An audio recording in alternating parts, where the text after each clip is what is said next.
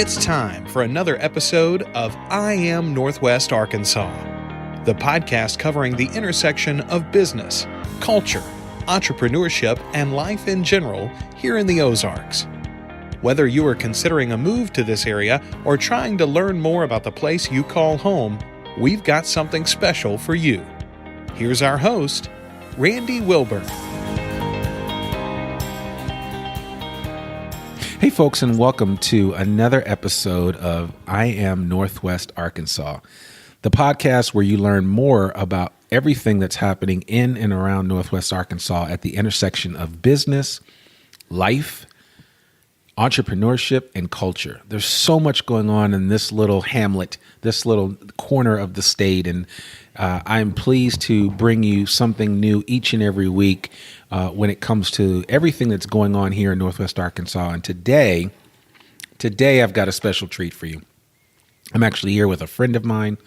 I'm here with an individual that, you know, more than anything else, if you've ever wanted to run a business or start a business or, you know, had any twinkling of an idea in your mind about getting a business off the ground, this is the man to talk to. Now, granted, he's not taking clients, but I think listening to his story, if nothing else, will be a tremendous amount of inspiration for you as you move out and try to do something amazing. And my next guest has definitely done that over and over and over again. And so without further ado, I want to welcome Mark Zweig to the I Am Northwest Arkansas podcast today. Welcome to the show, Mark. How are you doing? Hey, I'm doing great today. Thanks, Randy. Good. So it's funny because we've done podcasts in other formats, but this is the first time that, you were one of the first people that I thought, man, I got to get you on the show. We're friends, so certainly I could twist your arm and get you to commit to doing this.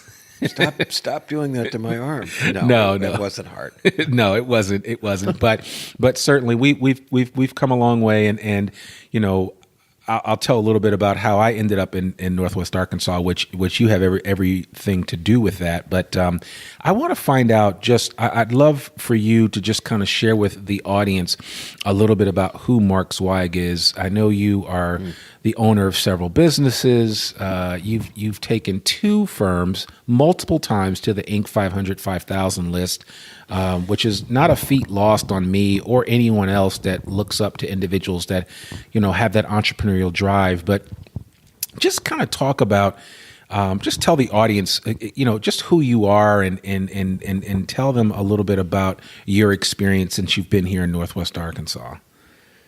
Well, that's a big order. I'm nearly 61 years old. That's 61 years young. That says a lot. I used to be the young guy in the room, and now I'm the old guy. I was always interested in business, and I started out really with bicycles. I worked on bikes, and I would get old bikes and clean them up and sell them on my mom and dad's street corner in Kirkwood, Missouri. And when I was 12 or so, my dad said, "Hey, you should go down to the bike shop and tell them you'd like to work there, and they can pay you. You'll work for free for a month, and at the end of a month, they can pay you $1 an hour." So I did that, and they didn't make me wait a month to get paid. They hired me right off the bat at $1 an hour, and then by the end of the month, I got raised to $1.25, and that was sort of the start of it for me. We bought a trailer load full of used bicycles from an old guy who went out of business. He had a shop in his garage. Mm-hmm. He went out of business. He was over on the East St. Louis side, and we started cleaning up these bikes and putting new decals on them. I contacted the manufacturers and spray paint them and clean everything, fix everything, and put them out and sell them. And we got some pretty good prices out of that. I mean, it was amazing. We paid $35 for the whole trailer load. Yeah.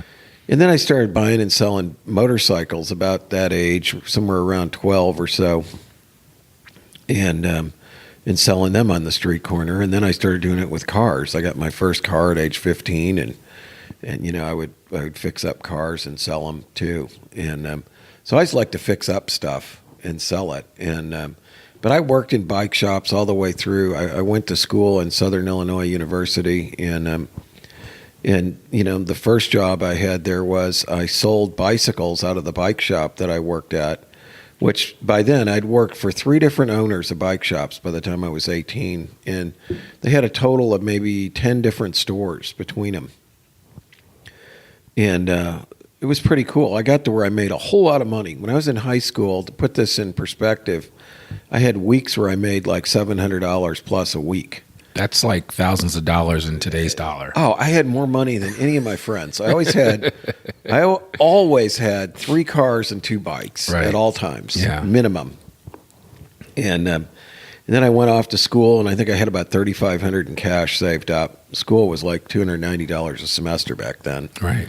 And I started selling bikes to my friends in the dorms, and then I would go down to the bus station, and the bike shop I worked at would send them to me via Greyhound, and I'd go pick them up and then haul them back to my room, put them together, and make, whatever I made on each bike, $20, $30, something like that.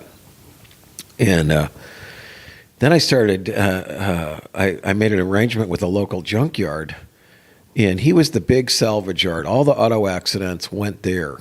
And so I would pick out the ones I thought were the best rebuilds, and his guys would rebuild them, and then I would sell the cars from my front yard, and also with ads I put on the student union bulletin board. Mm-hmm. We'd split the profit, after the cost. He kept track of the costs and started doing that. Of course, I still did that on the side myself. And then, in fact, my girlfriend and I, who became my first wife, she and I used to buy Mustangs very cheap at the time. You could get some of them for as little as $100.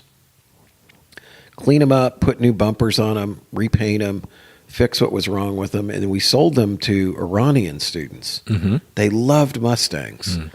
In fact, my friend Robert Parker, who lives here, was doing the exact same thing at the same time I was, which is really funny. He was doing it here. Okay.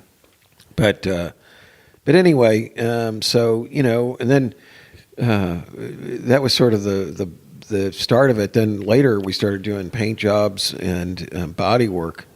We'd paint a whole car every weekend. And even after I got out of grad school at age 22, we still did that for several years because I was house poor. I bought too expensive of a house. Right. And we needed to make extra money. And that's how we did it.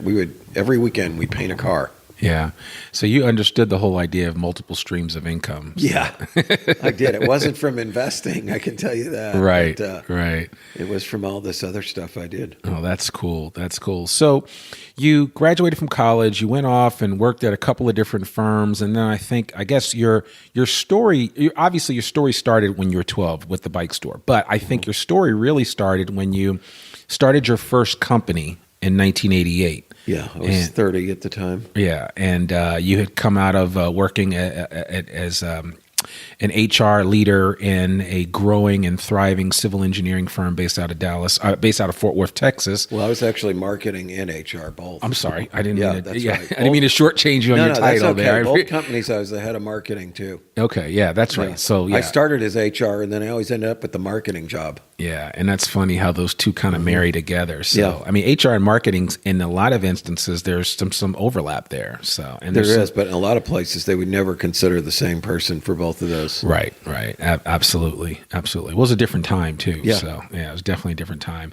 But in 1988, you kind of did the whole Steve Jobs, Apple, Bill Packard, open up your garage and start a company. And you did that with a company called Zweig and Associates, which originally the name was Mark Zweig and Associates. Yeah. So, and then you lost your first name and it became Zweig and Associates. And you created a management consulting and publishing firm for the design industry, and had a fair amount of success in a short period of time. Wrote a book, did a lot of things there in Natick, Massachusetts. And I actually came onto the scene during that time, I guess in '97. Which was about a little bit less than 10 years after you started the company. Yeah, I think we got on the Inc. list in 95 and 96. Right, yeah. So you'd made that list, and that was a big deal back then. That's when the Inc. magazine list was only 500 firms. Yeah, it was a bigger deal than it is now. Yeah, but still, I mean, nonetheless, it was still pretty impressive. But We like to talk about individuals in this community, especially in the Northwest Arkansas area. There's such a level of entrepreneurship here. I mean, obviously, we know about all the great businesses, the Walmarts, the J.B. Hunts, the Tysons and of the world, which, I mean, those are huge companies. But then when you think of, for the longest time, they were the stalwarts of the area. But then now, all of a sudden, there's been a move of entrepreneurship taking place in Northwest Arkansas. And you were kind of at the forefront of that even when you moved here in 2004. And again, I would love to go into all the specifics of everything that you were able to do with Zweig White and Associates. But I want to I want to kind of fast forward. The bottom line is you did really well with Zweig White and Associates. You actually ended up getting acquired in 2004. And that opened up the door for you to look at what the next chapter was for your life. And part of that was you had actually started teaching already at the Sam Walton School of Business. Is that correct? Yeah, that's right. I would fly down one night a week. Wow. And from the Boston area. And my friend Dan Worrell eventually became dean of the College of Business here. At the time, he was dean of the Southern Illinois University College of Business. He's the one that really got me in here in the first place. In fact, I had dinner with him last night, which is cool. Known the guy for like 25 years. Right. And it's so cool how that comes together now. But anyway, so that got me here in the first place. And, it was a great opportunity to teach entrepreneurship, which is good for somebody like me because my knowledge base is like an inch deep and a mile wide, I always say. Don't really know anything particularly, but a little bit about a lot of stuff. But anyway, and it's a great area for, and then I started Mark Zweig Inc., which is our real estate building development construction company in January of 2005. And it's been a great place to do all that. I mean, what I really like about this area in particular is it doesn't have an old guard that's interested in keeping you out. Yeah. I find that the people here are very welcoming to outsiders. Yep. And it's very unusual. It's not like anywhere else I've ever lived. Okay. And I think it was explained to me once that the reason for that is that basically everybody here was poor at one time. We don't have a blue blood class, of like plantation owners like they have in Little Rock. Right. And so the culture was completely different. Everybody was just trying to scratch their living out of the dirt. And so, it's kind of more of like, I see it as the gateway to the Wild West. Right. Not like a deep South culture. I've lived in Memphis before and places like that, which are a lot different, and I had an office in Little Rock back in the 1980s. And I like those places, don't get me wrong, but here the people I think is the best overall asset that we have. And it's just it's a good place to work because it's not cheap, but we're certainly a lot cheaper than other cities as far as office space goes, other costs of doing business. It's not crowded. Nobody really has a long commute time. I think it's laughable, those who complain about the traffic between Bentonville and here. Oh my gosh, I had to slow down to 50 on Highway 49 for 5 minutes. I mean, I can't believe the traffic is so bad. Yeah, they've never lived in Boston, LA, or New York. So. Exactly. You lived in Boston like I did. And, I remember one time it took me over 7 hours to get home from Logan Airport. Oh my gosh. And, that's ridiculous. It's so the traffic isn't bad. The air quality's good here. The water quality's good. We don't have a huge deteriorating infrastructure that we're trying to fix up and prop up, because there really wasn't much here too long ago. Right. And so you don't have a lot of those costs. And I think overall it's a pretty progressive group of people. Which is it's hard to beat. It's a good place. The university is a real strength here. Yeah. Crystal Bridges has been huge. Walton Arts Center really helped get downtown Fayetteville back on track and did a lot for Fayetteville. And you look at some of the music venues that we have here in town. We're like number 3. I just saw the other day for live music. Really? in the United States. Wow, I did not know that. Yeah, we've got the AMP, and we've got George's, and we've got all these other places. So it's pretty cool, kind of what's come together here. Most people don't think this is if you said, well, I'm moving to Arkansas or I live in Fayetteville, like, oh, sorry. No. Yeah. You don't understand. Once you're here, you appreciate it. Yeah. Yeah. I heard a guy in my other business, and he was telling me, it was kind of funny. He had moved here originally from another southern city, and he's an African-American guy. He's a very smart guy, very capable. And he said, the first couple of years, it's like, I don't really like it, But he said after he lived here for a couple of years, then he was like, wow, this is a great area. Yeah. Then he got moved away by his company. And as soon as he left that job, he said he's heading back here. So then we hired him. And he loves it here. And I think that's the reaction of a lot of people. They don't think they're going to like it. And then at first, maybe they don't like it as much. But as soon as they get here they're here a while, and they figure out, there's a lot going on here. It's a good place to live overall. Yeah, it is. And I've heard that so many times from people, that they didn't think they'd like it. Yeah. And then after they figure out, holy cow, I do like it. And these are people from LA, Boston, Chicago, other big cities, Dallas. My gosh, I have so many students from the DFW area, and they want to stay here when they get done, a lot of them, because they like it. They like it better than where they came from. Yeah, you drive around the U of A, which is the University of Arkansas, and all you see are Texas license plates everywhere you go. So, yeah. So it's I think that one of the things that's wrong with our culture, people are alienated. Nobody really knows anybody anymore. There's no connection. They know people only superficially through Facebook and Instagram and Twitter or whatever else, the social media they use. And so they lose connection, and then they live in places where everything's a chain and where the people turn over constantly. People move in and move out with their jobs, and then the people who work in those places come and go. Yeah. And it's just basic alienation. A place like this, you'll find people know each other. Everybody knows somebody else. Nobody's very far removed from anybody they want to talk to or meet. And that's what's really cool about it. Yeah, no, I absolutely love it. That's the one thing, and you're right. Even in the process of doing this particular podcast and reaching out to people, I've been amazed at how friendly people have been and open they've been towards me and saying, "Oh, yeah. I'll do it," and I know some other people that will do it.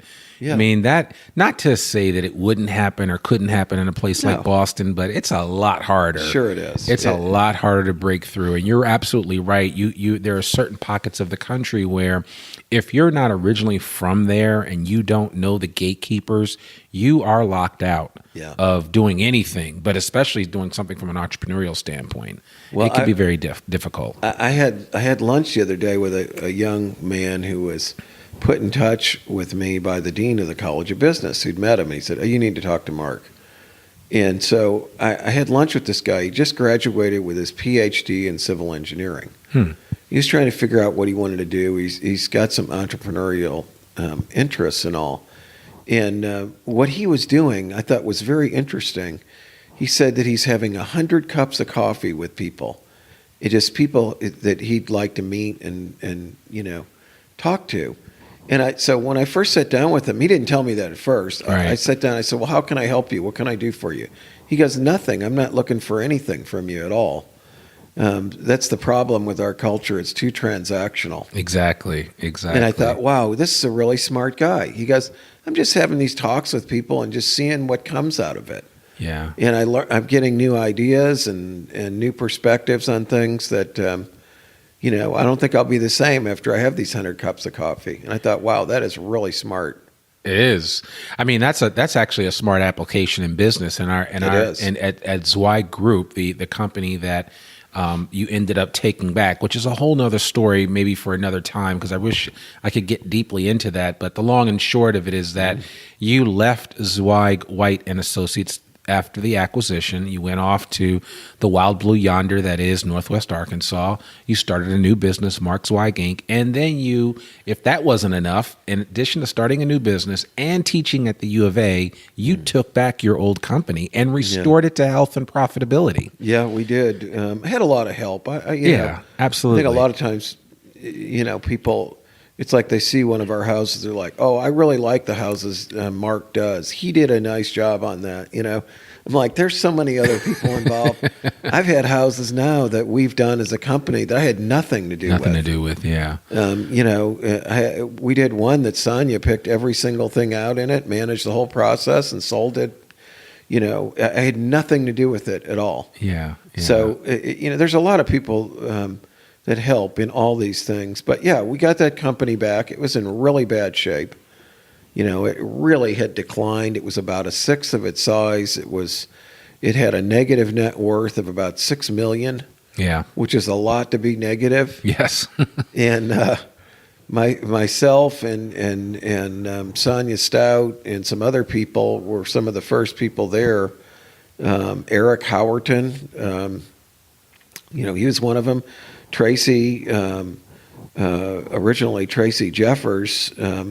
Now Tracy Eves. Right. She was there.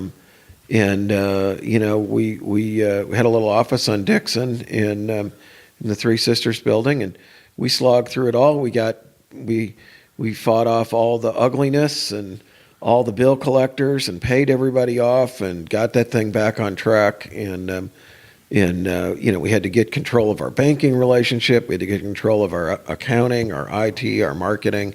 A lot of this stuff was being done in India and in the Philippines. Yeah. And it was very gratifying. We really enjoy that. It's just like a house. A business, fix up a car, fix up a house. I've always been into restoring cars and motorcycles.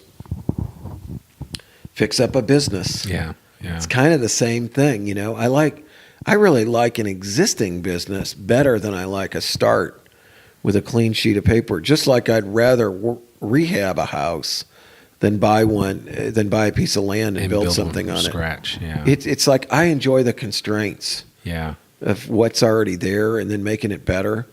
It just makes people happy, and it's very gratifying. It's the same thing with businesses. We're looking right now to see other businesses that we can buy where the owners are struggling. They want to get out. They don't feel they have any options. They want to preserve jobs for their employees. They maybe, value their customers or clients, but they're not doing well financially, and they don't like it anymore. And I think hopefully we'll find some good opportunities like that to do more of it. But Zweig White, now Zweig Group. It was definitely one of those scenarios, and it was good. Everybody thought we were going out of business. Everybody said we were sunk. We had a lot of very negative press out there, and we pulled it off with a lot of hard work and a lot of friends, people like yourself and others who they wanted to participate in that process. Right. When you came back there, when I got the company back, we didn't have any recruiting services, and we had a couple sort of failures in there. And so, it was good to have somebody that I'd worked with before I knew. And so, we hired a number of people like that. Not everybody's there now, right, but a number of people like that who are known from the past. Yeah, absolutely. They could do the job, and that was part of what took us back to health again. Yeah. Yeah. Well, every business is comprised of its people. Yeah. And if you have good people, the chances of you having a good business, there's a direct correlation there. It sounds like a cliche, but it's so true. It does. The fact is, and I try to get my students to understand this, because I think, unfortunately, in business school, a lot of times you do these simulations where you make decisions on labor cost and materials and pricing and marketing and production quantities and all these things, and you compete with one another. They call them management simulations. Right. But unfortunately, I think some people sort of take that view out there to the real world, and it's like people are treated like they're just replaceable. Too many small businesses really don't value their employees. They don't pay enough. They don't really create the incentives for people to do well. They don't really have opportunities that they could provide. Right. I think, and it's hard to have great customer service. As my friend Matt Lewis, who runs the Lewis Automotive Group over there, says, if you don't treat your internal customers well, they're not going to treat your external customers very well. Right. And your internal customers are your people that work there. Yeah, absolutely. So, man, I know you've probably forgotten more than most people know about business and entrepreneurship, but what advice would you give to anyone thinking of relocating to Northwest Arkansas, either with an existing business that they want to bring here because maybe they want to get involved with some of the Fortune 50 firms that are here, like a Walmart or Tyson or J.B. Hunt, or someone that just wants to come here and start a business? What advice would you give them? One piece of advice. Well, one piece of advice I would always give people is don't buy a house immediately upon moving here. Rent first. That's a good one. Then you can figure out exactly where you really want to live. Because I have found that people who relocate here, there are certain cities and certain places in those cities that if they move there, they're more likely to stay after their job situation changes than others who may just want to go back to somewhere else because they sort of picked wrong. Yeah. So there are definitely, in my mind, more desirable pockets to different types of people. You've got to sort of find the area that suits your personality. So one thing I do is rent, but the other thing I would do is get out and meet people. Yeah. You don't know where it's going to go. Just like the guy with the 100 cups of coffee, you got to be involved in the community to make the connections that will help you, and you don't even know how.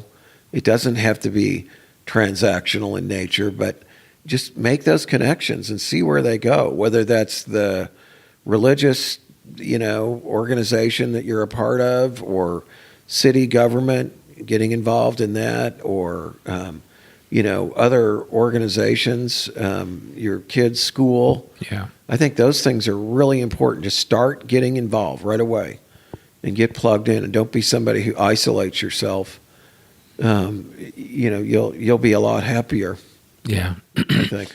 So as we start to wrap up, I'd love for you, and you've given us some really great advice about someone relocating here and what they could potentially experience. Tell us about some of the things that you really like to do here in Northwest Arkansas. Wow, some of the things I like to do? Yeah. I enjoy the outdoor activities here. It's a beautiful area. I think the terrain in particular, some of our buildings maybe aren't the best, but they're getting a lot better. Yeah. I was really looking around Fayetteville. The last 15 years, it has changed a lot. And it's very interesting. I like driving around. I like going to the small towns. I like going to Eureka Springs or Huntsville or other places around here. I just enjoy that. I like looking at houses and buildings, I got to admit. I mean, it's an interest that we have. I love going to Crystal Bridges. I think it's a tremendous asset. The Walton Arts Center, great theater environment there. Really nice, especially since it was just redone. I was there last weekend for the Masquerade Ball, where they raise money for the arts here. Okay. And that was fantastic. It was such a beautiful event. And, Peter Lane was there, and, he's the head of the WAC. And my 12-year-old daughter was a performer and got to sing in front of the crowd, and along with her band from the new school. I've heard she can actually sing pretty good. She's amazed. She would amaze you. I'm not just saying that as a I know. dad. Yeah, exactly. But there's so many great things. I mean, the Naturals, the Arkansas Naturals. I'm not even a sports fan. Right. But I love going to the Naturals game. The stadium, HOK designed, fantastic. I have a lot of friends here, and one of the things I do, especially since I'm not at Zweig Group every day now, is I have breakfast, lunch, and dinner with all kinds of people, just all week long. That's your version of a cup of coffee. It is. I just had, but they're my friends. Right. You know, I just had lunch today with a friend of mine. I sold him 2 houses, including my first house that I lived in here. Okay. He's a doctor. He's an attorney. He's an MBA, and he's a former military officer. Underachiever. Yeah. Classic underachiever. He's just a great guy to hang out with. You know, last week after teaching, I had a late dinner with my buddy Bert Hanna Candle Company, Right. one of the unbelievable successes. Started with nothing, got his business to over $65 million in revenue, owns millions of square feet of industrial space. Right here in Northwest Arkansas. Yeah, has other businesses. His dad was the mayor at one time of Fayetteville.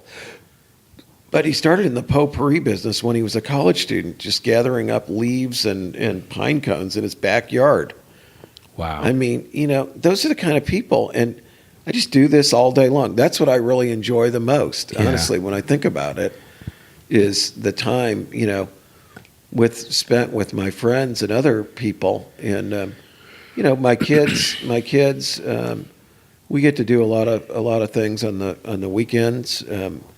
I like my old cars, although I'm really getting rid of most of them. And but there's a lot to do here. There's a lot of interesting people.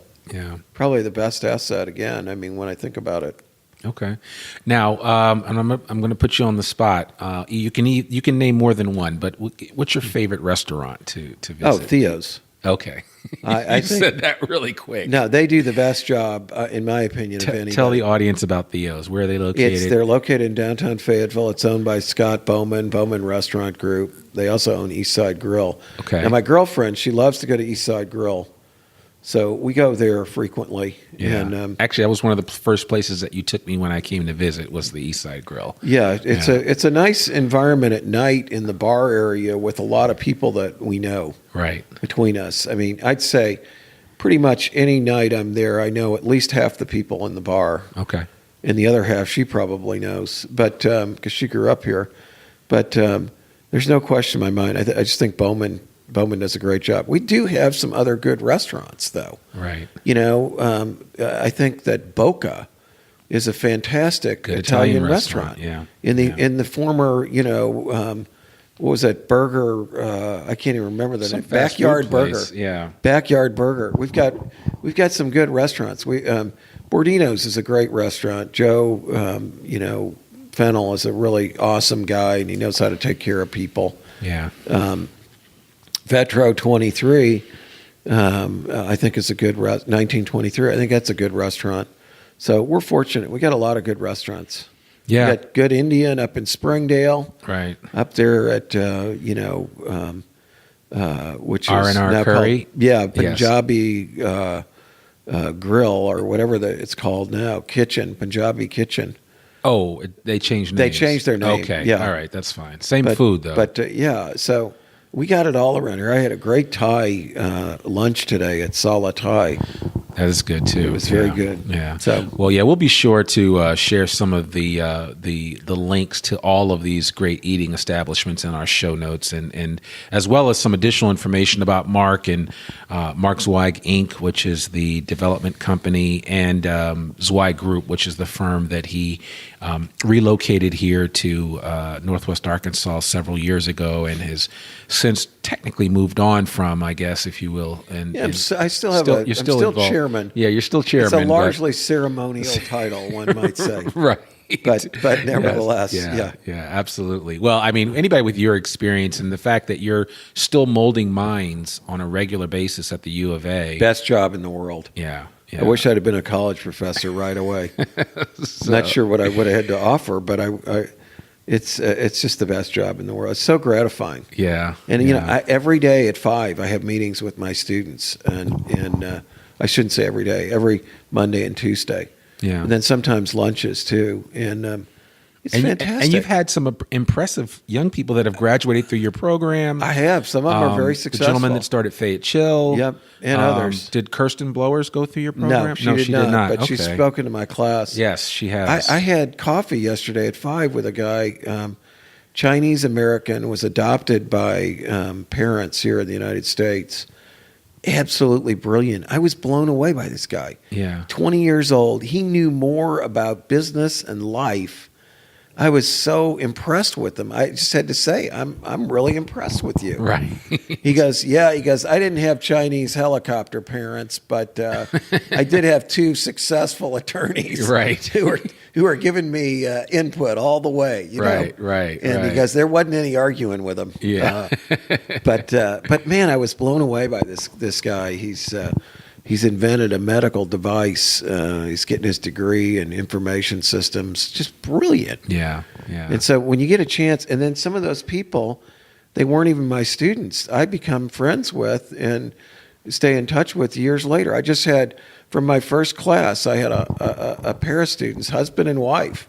They had their own business. They sold it, and they're moving back here now, 15 years later. Wow. And they, just said, hey, we want to get together with you. Yeah, that's like coming full circle. It is. Yeah, It's so cool. And I mean, I have those things every day. Yeah. Every single day. And what's great, I think, about, if you are in the position I'm in there, and I've got these students, and they're mainly seniors, you can sort of put things together. We were talking last night about this. They learn a lot in their classes, a lot of discipline knowledge about accounting and finance and economics and marketing and management and all these very important subject areas. But they need to wrap it up into some sort of an integrated philosophy, not just of business, but also life. Right. And they have to be consistent. You can't say, well, this is my life philosophy, but this is my business philosophy. It doesn't work like that. Yeah. You won't be able to do things very effectively for very long if they're too different. And that's what's the great thing, is we really get to talk about those kinds of topics. How can you beat that? No, you can't. You get to teach what you love. You get to hang around some cool people, and you've got a great business here in Northwest Arkansas. So I don't think you've pretty much got it all. You keep learning. I do. In fact, I've got too much of it in some cases. But I do. Well, I do have it all. I'm a lucky guy. Yeah, well, that's awesome. Well, Mark, we really, really appreciate you taking some time out of your busy schedule to join us here on the I Am Northwest Arkansas podcast. Again, this podcast and just the idea of it came about based on my experiences here. And I would have loved to have had something like this when I was relocating here in the first place, to learn, about the people here, about the culture here, about the business here. And I pretty much had to figure it out on my own. Yeah. You helped me out. Several other people help you enough, that helped me out, and I'm really thankful for that. But that's part of the goal of this podcast, is to, especially those that are thinking about relocating to this little neck of the woods, our little slice of heaven up here in the northwest corner of the state. There's a lot going on here, and so I appreciate you taking time to share a little bit with us. And we're definitely going to have you back on sometime in the future. My pleasure, man. Yeah, thank you so much. Well, folks, there you have it. Mark Zweig from Mark Zweig Inc. I'll definitely put Mark's contact information so you can reach out to him if you need something or have questions about housing-related issues here in Northwest Arkansas, or just in general. He's a great guy, very approachable, and someone that really epitomizes what entrepreneurship is all about here in Northwest Arkansas. So thank you so much for listening to this episode. And we really look forward to hearing more from you and about your experiences here in Northwest Arkansas. If you already live here, if you're thinking about moving here, reach out to us and let us know what you think about the podcast. And we look forward to staying in touch with you. And again, we appreciate you. Thank you so much, and have a great day. We hope you enjoyed this episode of I Am Northwest Arkansas. Check us out each and every week, available anywhere that great podcasts can be found. For show notes or more information on becoming a guest, visit IamNorthwestArkansas.com. We'll see you next week on I Am Northwest Arkansas.